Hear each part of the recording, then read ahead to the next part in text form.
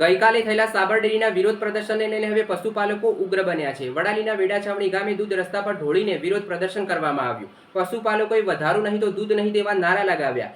વેડાછાવણીના પશુપાલકો આકરા પાણીએ દેખાયા। સાબર ડેરી ખાતે થયેલા વિરોધ પ્રદર્શન અને પોલીસ વચ્ચે થયેલી હિંસક ઘટનામાં એક પશુપાલકનું મોત થયું છે। આજે સાબરકાંઠામાં ભારેલા અગ્નિ જેવી સ્થિતિ પેદા થઈ છે। તો સાબરકાંઠા ડેરીના બેફામ અને બેજવાબદાર બનેલા સત્તાધીશોની શાન ઠેકાણે લાવવા સાબરકાંઠાના દરેક ગામડાઓમાં દૂધ રસ્તા ઉપર ઢોળીને વિરોધ પ્રદર્શન કરવામાં આવી રહ્યું છે।